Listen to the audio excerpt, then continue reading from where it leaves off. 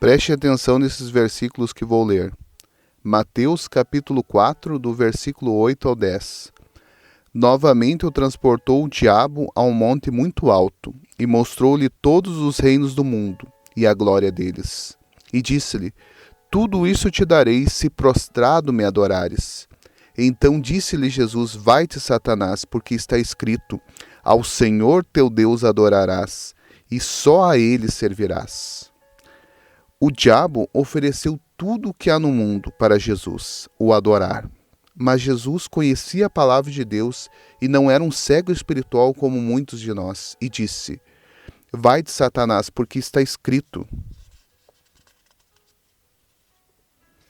Ao Senhor teu Deus adorarás, e só a ele servirás. Então, para Jesus, o grande valor da Escritura é do que está escrito, não da tradição. Por milhares de anos, o diabo enganou a maioria absoluta das pessoas com a história de haver vários deuses. Exemplo, os gregos, tão sábios na mente e tão cegos espirituais, adoraram muitos deuses que hoje dão um nome para um grande número de planetas. Se você não sabia, os planetas, uma grande parte, eles foram nomeados com o nome dos deuses gregos, que depois foram adorados no Império Romano, como Saturno. Hoje em dia, após 2000 anos de propagação do Evangelho, a mensagem que liberta o homem da mentira, a maioria das pessoas já sabe que existe um único Deus. Porém, o diabo achou uma outra forma, uma nova forma de enganar o homem, que é inventar a história que existem vários mediadores que intercedem a Deus pelo homem. Que não é só Jesus, ele enganou a pessoa para pensar que existem mais mediadores. Contrariando esse versículo bíblico, 1 de Timóteo 2,5, porque há um só mediador entre Deus e o homem, Jesus Cristo, o homem. Então só Jesus pode ser mediador entre Deus e o homem. E as principais imagens dos falsos mediadores que o diabo ilude as pessoas para buscar e adorar são as de Maria e dos apóstolos. Essas pessoas foram grandes filhos e servos de Deus, com certeza, mas eram homens de carne e osso que nem nós. E a prova disso são os textos bíblicos que mostram que Jesus não aceitou a intercessão de Maria aqui na terra. Imagina se ele vai aceitar agora lá no céu. E onde 2 apóstolos confessaram que eram homens que nem nós. Se você quiser depois ver os versículos, ler na Bíblia, você pode ver. Eu vou ler agora para você. Que é João capítulo 2, do versículo 3 ao 4. E faltando vinho, a mãe de Jesus lhe disse: Não tem vinho. Disse-lhe Jesus: Mulher, que tenho eu contigo? Ainda não é chegada a minha hora. Eu pergunto, é normal um filho chamar a mãe de mulher? Não é normal. Jesus já chamou Maria de mulher para deixar claro o que realmente Maria era. Era uma mulher que foi usada por Deus para trazer Jesus ao mundo.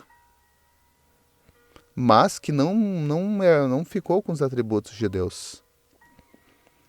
Uma observação aqui. Não existe base bíblica para adoração a Maria.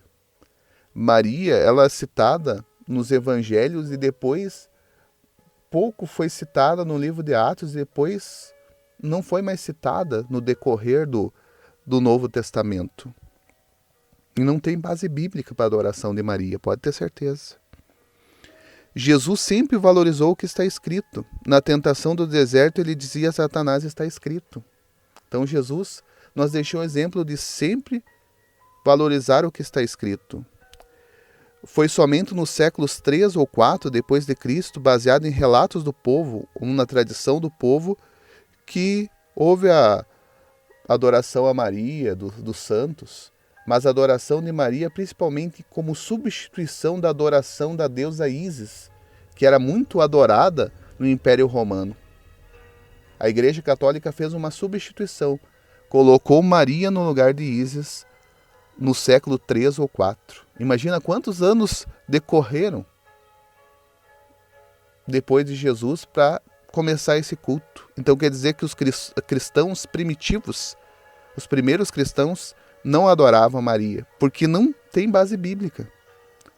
E nos 66 livros que são do primeiro concílio, que são daqueles livros que eles selecionaram que tinham inspiração divina, não tem base bíblica nenhuma para adoração a ídolos, a imagens.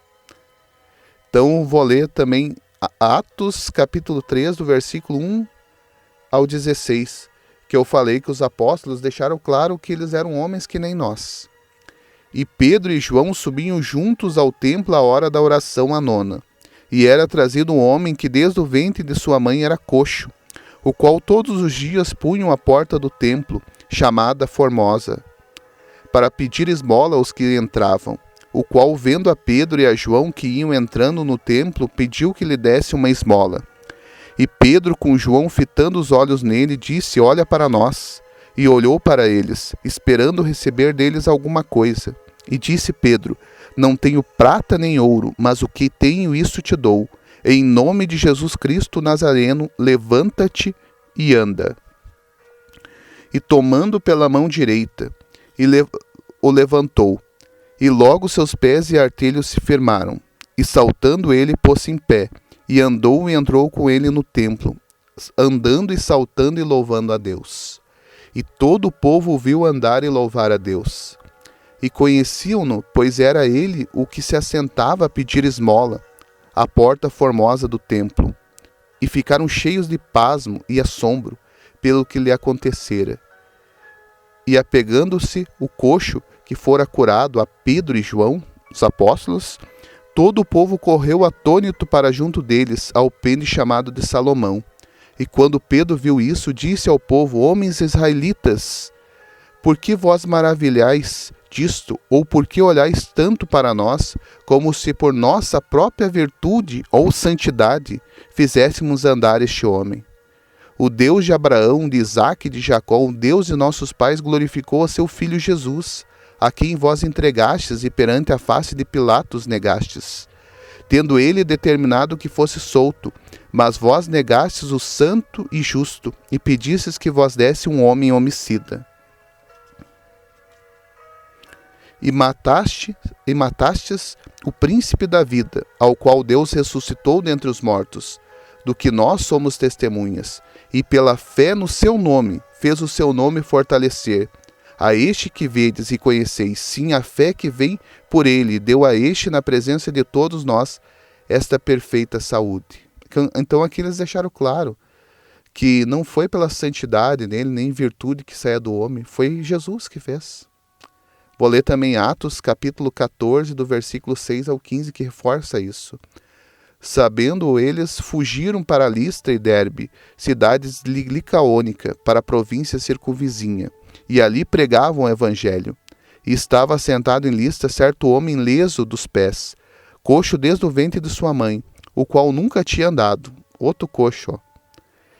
Este ouviu falar Paulo, que fixando nele os olhos e vendo que tinha fé para ser curado, disse em voz alta: Levanta-te direito sobre teus pés. E ele saltou e andou.